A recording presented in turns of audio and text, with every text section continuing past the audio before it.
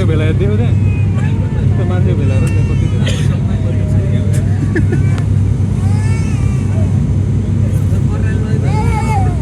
होइन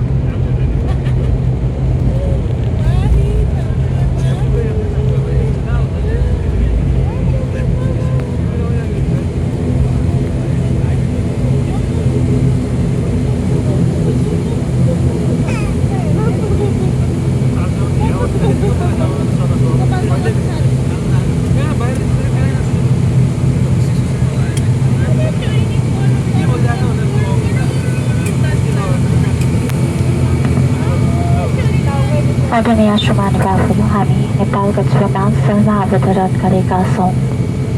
पहिलो तापक्रम 11 डिग्री सेल्सियस छ।